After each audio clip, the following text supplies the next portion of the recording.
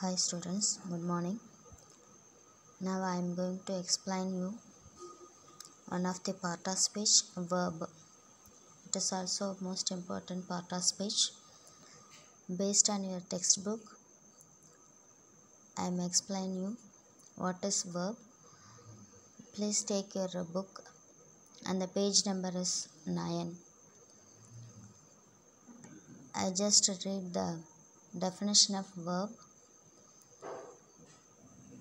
A verb is a word that shows action. When we speak or write, the words we use to denote actions are verbs. In a sentence, verbs tell us what the subject of a sentence does. Verb அப்படின்னா என்ன அப்படின்னு சொல்கிறாங்க. A verb is a word that shows action. Verb அப்படிங்கிறது ஒரு வார்த்தை. அது எதை காமிக்குது, எதை சொல்லுது அப்படின்னு சொன்னால், சப்ஜெக்ட் செய்யக்கூடிய வேலைகளை, அதாவது ஆக்ஷனை சொல்லுது. ஆக்ஷன் அப்படின்னா வேலைகள், அதை சொல்கிறது தான் வேர்ப் அப்படின்னு சொல்கிறாங்க. When we speak or write, the words we use to denote actions are verbs. நாம் பேசும்போதோ அல்லது எழுதும்போதோ சில வார்த்தைகள் பயன்படுத்துகிறோம். அந்த பயன்படுத்தப்படுற வார்த்தைகள் ஒரு குறிப்பிட்ட பர்சனுடைய அல்லது ஒரு குறிப்பிட்ட சப்ஜெக்டுடைய வேலைகளை சொல்லுது. இந்த வேலைகளை சொல்லக்கூடிய வார்த்தைகளை தான் நம்ம verb அப்படின்னு சொல்கிறோம். In a sentence, verbs tell us what the subject of a sentence does. ஒரு வாக்கியத்தில் verb அப்படிங்கிறது என்ன அப்படின்னா, சப்ஜெக்ட் என்ன வேலை செய்யுது அப்படிங்கிறது தான் verb அப்படின்னு சொல்கிறாங்க. இந்த சப்ஜெக்ட் அப்படிங்கிறது என்ன அப்படின்னு கேட்டால்,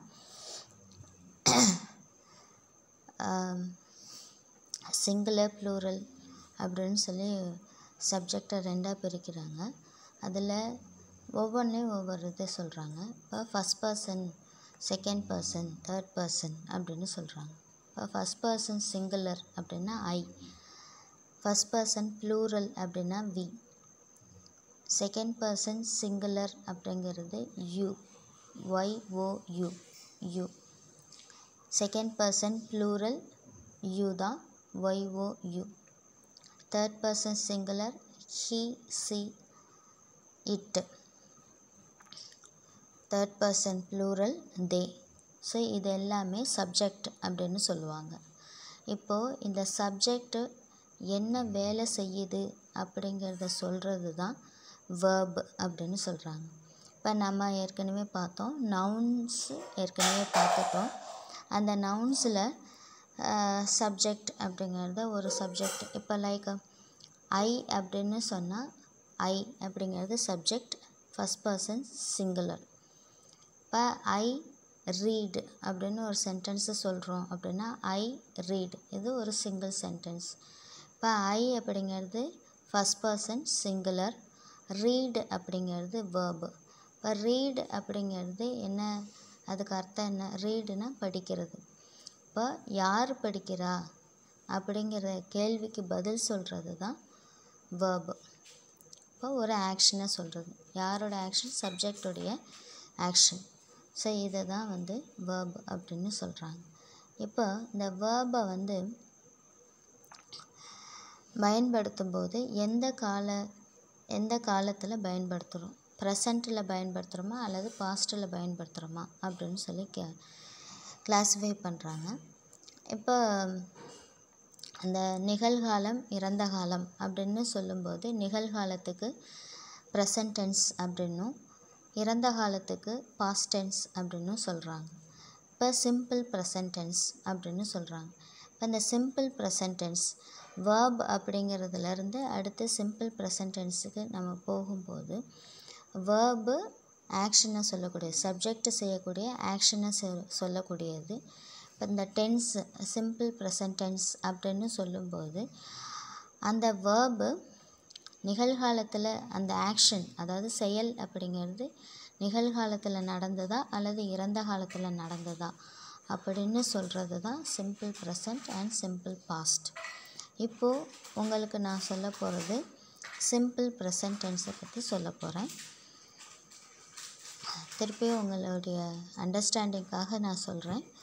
வேர்பு அப்படிங்கிறது சப்ஜெக்ட் செய்யக்கூடிய செயலை சொல்கிறது. இப்போ சிம்பிள் ப்ரெசன்ட் டென்ஸ் அப்படின்னு சொன்னால் ப்ரெசன்ட் டென்ஸ் அந்த செயல் வேர்பு அப்படிங்கிறது செயல் வந்து நிகழ்காலத்தில் நடந்ததா அல்லது இறந்த காலத்தில் நடந்ததா அப்படின்னு சொல்கிறது தான் ப்ரெசன்ட் டென்ஸ் பாஸ்ட் டென்ஸ் அப்படின்னு கிளாஸிஃபை பண்ணுறோம். இங்கே சிம்பிள் ப்ரெசன்ட் டென்ஸை எந்தெந்த சுச்சுவேஷன்ஸில் எந்தெந்த டைமிங்கில் பயன்படுத்துவோம் அப்படின்னு சொல்லியிருக்காங்க. இப்போது ஒரு 5 இது போட்டிருக்காங்க பாருங்கள். Generally true. இப்போ இந்த சிம்பிள் ப்ரெசன்ட் டென்ஸ் அப்படிங்கிறத எந்தெந்த டைமிங்ஸில் நம்ம யூஸ் பண்ண முடியும் அப்படின்னு சொன்னால், எந்த மாதிரியான சுச்சுவேஷன்ஸில் நம்மளால் பயன்படுத்த முடியும் அப்படின்னு சொன்னால், ஜென்ரலி ட்ரூ எப்போவுமே உண்மையாக இருக்கக்கூடிய ஒரு விஷயத்துக்கு சிம்பிள் ப்ரெசன்ட் டென்ஸை பயன்படுத்தலாம். உண்மை அப்படின்னா எப்போவுமே மாறாத சில விஷயங்கள். ஸோ இப்போ இந்த எக்ஸாம்பிள் பாருங்கள். இந்த sun rises in the east. சூரியன் அப்படிங்கிறது சூரியன் உதிக்கும் திசை கிழக்கு. இப்போ இந்த சூரியன் உதிக்கிறது அப்படிங்கிறது கிழக்கு அப்படிங்கிறதுல எந்த மாற்றமும் இல்லை. நிரந்தரமாக எந்த மாற்றமும் வராத ஒரு விஷயத்த ஜென்ரலி ட்ரூ அப்படின்னு சொல்கிறாங்க. இப்போ மாற்றம் வரவே வராது, இதில் எந்த மாற்றமும் வராது. இப்போ சூரியன் வந்து கிழக்கில் தான் உதிக்கும் அப்படிங்கிறது நிதர்சனமான உண்மை. அப்போது அந்த மாதிரியான சுச்சுவேஷன்ஸ்க்கு ப்ரெசன்ட் டென்ஸ் ஃபார்மை நம்ம யூஸ் பண்ணலாம். இப்போது இதில் இந்த சன் அப்படிங்கிறது சப்ஜெக்ட், ரைசஸ் அப்படிங்கிறது வேர்பு. அந்த சன் அப்படிங்கிறத பர்சன்ஸில், அதாவது first person, second person, third பர்சனில் எந்த கேட்டகரியில் கொண்டு வர முடியும் அப்படின்னா, இந்த சன் அப்படிங்கிறது தேர்ட் பர்சனில் கொண்டு வர முடியும். தேர்ட் பர்சனில் என்ன, த சன் அப்படிங்கிறது இட்டு, அந்த கேட்டகரியில் கொண்டு வர முடியும். அடுத்து ரைசஸ் அப்படிங்கிறது வேர்பு, ரைஸ் அப்படிங்கிறது, அண்ட் இட் அப்படிங்கிறது தேர்ட் பர்சன் சிங்குலர் அப்படிங்கிறதுனால ப்ரெசன்ட் டென்ஸோட எஸ் சேர்த்து ரைசஸ் அப்படின்னு எழுதியிருக்கோம். ஸோ இந்த த சன் அப்படிங்கிறது சப்ஜெக்ட், ரைசஸ் அப்படிங்கிறது வேர்பு. இப்போ இந்த சன் ரைசஸ் அப்படிங்கிறது எழும்புதல் அப்படின்னு அர்த்தம். இப்போ சூரியன் செய்யக்கூடிய வேலையை பற்றி இதில் சொல்லியிருக்கு. சரியா? எப்போ சொல்லியிருக்கு? நிகழ்காலத்தில் சொல்லியிருக்கு. ரைசஸ் அப்படிங்கிறது ப்ரெசன்ட் டென்ஸ் அப்படின்றதுனால நிகழ்காலத்தில் எப்போவுமே சூரியன் கிழக்கில் தான் உதிக்கும் அப்படின்னு சொல்லியிருக்காங்க. அடுத்தது பெர்மனண்ட் சுச்சுவேஷன்ஸ். பெர்மனண்ட் சுச்சுவேஷன்ஸ்னால் என்ன? பெர்மனண்ட்னால் என்ன? நிரந்தரமான. சுச்சுவேஷன்னா சூழ்நிலைகள். நிரந்தரமான சூழ்நிலைகளை பற்றி சொல்லும்போது நாம் சிம்பிள் ப்ரெசன்ட் டென்ஸை பயன்படுத்தலாம். அப்போ இதுக்கு எக்ஸாம்பிள் கொடுத்துருக்காங்க. Salma works in a bank. Shalma அப்படின்ற ஒரு girl or boy works in a bank. இப்போ அவங்க வந்து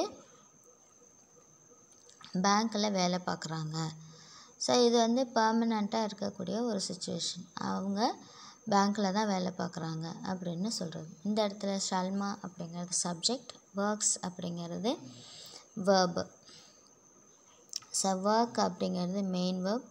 தேர்ட் பர்சன் சிங்குலரோட ப்ரெசன்ட் டென்ஸ் எழுதும்போது வேர்போடு எஸ் சேர்க்கணும் அப்படிங்கிறது கிராமர் ரூல். ஸோ அதனால் work plus S works. Third person சிங்குலரில் இந்த ஷல்மா அப்படிங்கிறது பாயை சொன்னால் ஹீன்னு சொல்லலாம். He works in a bank அப்படின்னு சொல்லலாம். இப்போ ஷல்மா அப்படிங்கிறது கேர்ளாக இருந்தால் she works in a bank அப்படின்னு சொல்லலாம். ஸோ இப்போ இது வந்து பெர்மனண்ட் சுச்சுவேஷன். அவங்க வந்து Shalma works in a bank அப்படின்னா அவள் பேங்க்கில் தான் வேலை செய்கிறான், வேறு எங்கேயும் வேலை செய்யலை அப்படிங்கிறத பற்றி சொல்கிறாங்க. இது நிரந்தரமான சூழ்நிலையை சொல்கிறதுக்காக சிம்பிள் ப்ரெசன்ட் டென்ஸ் நம்ம பயன்படுத்தியிருக்கோம். அடுத்தது ஹேபிட்ஸ். ஒருத்தருடைய ஹேபிட்ஸ், பழக்க வழக்கத்தை பற்றி சொல்லும்போது சிம்பிள் ப்ரெசன்ட் டென்ஸ் பயன்படுத்தலாம் அப்படின்னு சொல்கிறாங்க. இப்போ ஐ ப்ளே டென்னிஸ் எவ்ரி டியூஸ்டே. நான் எவ்ரி டியூஸ்டே ஒவ்வொரு செவ்வாய்க்கிழமையும் நான் டென்னிஸ் விளையாடுவேன் அப்படின்னு இந்த இடத்துல எழுதியிருக்காங்க. இப்போ ஒரு பழக்க வழக்கம், அதில் எந்த சேஞ்சஸும் இல்லாத ஒரு விஷயத்தை பற்றி சொல்லியிருக்காங்க. எவ்ரி டியூஸ்டே அப்படின்னா ஒவ்வொரு செவ்வாய்க்கிழமையும் நான் டென்னிஸ் விளையாடுவேன் அப்படின்னு இங்கே சொல்லியிருக்காங்க. இந்த இடத்துல ஐ அப்படிங்கிறது ஃபஸ்ட் பர்சன் சிங்குலர், ப்ளே அப்படிங்கிறது வேர்பு. ஐயை பற்றின டீட்டெயில்ஸ், ஐ அதாவது சப்ஜெக்ட் என்ன வேலை செய்யுது அப்படிங்கிறத வேர்பு சொல்லுது. That means play. நான் விளையாடுவேன் அப்படின்றத சொல்லியிருக்கோம். இப்போ பழக்க வழக்கங்களை பற்றி சொல்லும்போது சிம்பிள் ப்ரெசன்ட் டென்ஸ் நம்ம யூஸ் பண்ணலாம் அப்படின்னு சொல்கிறாங்க. இப்போ use with twice a month, often, sometimes அப்படின்னு சொல்லியிருக்காங்க. இப்போ இந்த ஹேபிட்ஸ் அப்படிங்கிறதுல இந்த ட்வைஸ் அ மந்த் அப்படின்னு சொல்லும்போது சென்டென்ஸ் என்ன சொல்லலாம்? ஐ play tennis twice a month. இப்போ நான் டென்னிஸ் விளையாடுவேன் மாதத்துக்கு 2 முறை. மாதத்திற்கு 2 முறை நான் டென்னிஸ் விளையாடுவேன் அப்படின்னு சொல்கிறலாம். அடுத்தது ஆஃபன் அப்படின்னு ஒரு வார்த்தை சொல்லியிருக்காங்க. ஐ ப்ளே டென்னிஸ் ஆஃபன் அப்படின்னு சொன்னால் நான் அடிக்கடி டென்னிஸ் விளையாடுவேன் அப்படின்னு சொல்கிறது. ஐ ப்ளே டென்னிஸ் சம்டைம்ஸ் அப்படின்னு சொன்னால் நான் எப்போவாவது டென்னிஸ் விளையாடுவேன் அப்படின்னு சொல்கிறது. ஸோ இது எல்லாமே ஹேபிட்ஸ்னால் பழக்க வழக்கங்கள் சம்மந்தமாக சொல்லும்போது நம்ம சிம்பிள் ப்ரெசன்ட் டென்ஸை பயன்படுத்தலாம் அப்படின்னு சொல்கிறாங்க.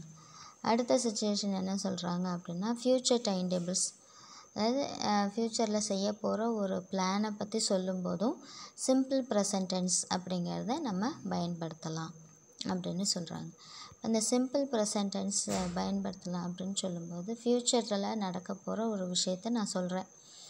நாளைக்கோ அல்லது அடுத்த மாதமோ அல்லது அடுத்த வருஷமோ அல்லது இன்னும் ஒரு 5 வருஷம் கழித்து நடக்க போகிற விஷயத்த சொல்கிறதுக்கோ அந்த மாதிரி விஷயத்த சொல்கிறத நம்ம இப்போ நிகழ்காலத்தில் நடக்கிற மாதிரியான விஷயமா சொல்லலாம் அப்படின்னு சொல்கிறாங்க. இப்போ future time tables, our train leaves at 11 AM. நம்மளுடைய ட்ரெயின் எப்போ போகுது? இந்த பிளாட்ஃபார்மை விட்டு போக போகுது அப்படின்னா 11 மணிக்கு போயிடும் அப்படின்னு சொல்கிறாங்க. அவர் ட்ரெயின் லீவ்ஸ் அட் 11 AM. இப்போ இந்த இடத்துல சில வார்த்தைகளை பயன்படுத்த முடியும்னு சொல்கிறாங்க. திஸ் ஈவினிங், டுமாரோ அப்படிங்கிறதே சொல்லலாம். இப்போ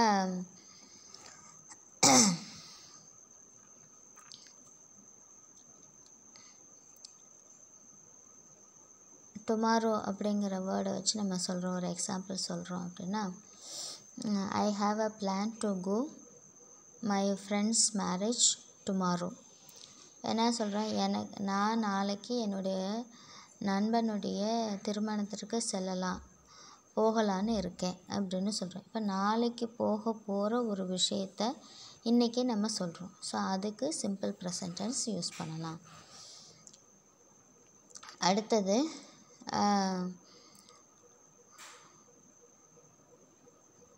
அடுத்த சிச்சுவேஷன் என்ன சொல்கிறாங்க அப்படின்னா ஃப்யூச்சர் ஆஃப்டர், வென், அன்டில்.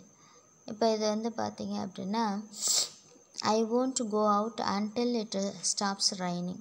இப்போ நான் வந்து இங்கேருந்து போக போகிறதில்ல, மழை நிற்கிற வரைக்கும் நான் இங்கேருந்து போக போகிறதில்ல. It stops raining. அதாவது எப்போவுமே ஒரு சென்டென்ஸுக்கு மீனிங் பார்க்கும்போது கடைசியிலேருந்து முன்னாடி கொண்டு வரணும் அப்படின்னு சொல்லி ஒரு விதி உண்டு ஆங்கிலத்தில். ஸோ அதுபடி பார்த்திங்க அப்படின்னா ஐ won't go out until it stops raining. மழை நிற்கிற வரைக்கும் நான் இங்கேருந்து போக போகிறதில்ல அப்படின்னு சொல்கிறாங்க. அன்டில் அப்படின்னா அது வரைக்கும் அப்படின்னு அர்த்தம். வென் அப்படின்னா எப்பொழுது அப்படின்ற மாதிரி அர்த்தம். ஸோ இப்போ என்ன அப்படின்னா ஒரு ஃப்யூச்சரில், அதாவது மழை எப்போ நிற்கும் அப்படிங்கிறது நமக்கு தெரியாது. ஸோ அது ஃப்யூச்சரில் இருக்கக்கூடிய ஒரு விஷயமா இருக்குது. அது முடிகிற வரைக்கும் நான் எங்கேயும் போக போகிறதில்ல அப்படின்னு சொல்கிறதுக்காக சிம்பிள் ப்ரெசன்ட் டென்ஸை யூஸ் பண்ணியிருக்காங்க. இப்போ ப்ரெசன்ட் டென்ஸில் என்னென்ன வரும் அப்படின்னு சொன்னால் நிறைய கேட்டகரிஸ் ஆஃப் வேர்ப்ஸஸ் இருக்குது. நமக்கு பி ஃபார்ம் வேர்ப்ஸஸ் இருக்குது, டூ வேர்ப்ஸஸ் இருக்குது. அடுத்து வேறு என்ன, ஹேவ் வேர்ப்ஸஸ் இருக்குது. இதெல்லாமே ப்ரெசன்ட் டென்ஸில் நம்ம யூஸ் பண்ணுவோம். இன் ஜென்ரல் சிம்பிள் ப்ரெசன்ட் டென்ஸுக்கு பி ஃபார்ம் வேர்ப்ஸஸ் தான் யூஸ் பண்ணுவோம்.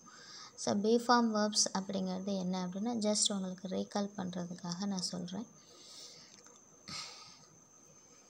இஸ், வாஸ், ஆம், இஸ், வாஸ், ஆர், வேர் இந்த 5 வந்து பி ஃபார்ம் வேர்ப்ஸஸ் அப்படின்னு சொல்லுவாங்க.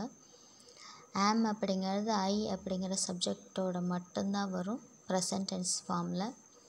அடுத்தது இஸ் அப்படிங்கிறது ப்ரெசன்ட் டென்ஸ், வாஸ் அப்படிங்கிறது பாஸ்ட் டென்ஸ், ஆர் அப்படிங்கிறது ப்ரெசன்ட் டென்ஸ், வேர் அப்படிங்கிறது பாஸ்ட் டென்ஸ். இஸ், ஆர் இந்த ரெண்டும் சிம்பிள் ப்ரெசன்ட், வாஸ், வேர் அப்படிங்கிறது பாஸ்ட். ஸோ இது வந்து பி ஃபார்ம் வேர்ப்ஸ், உங்களுக்கு ஏற்கனவே தெரிஞ்ச ஒரு விஷயம்.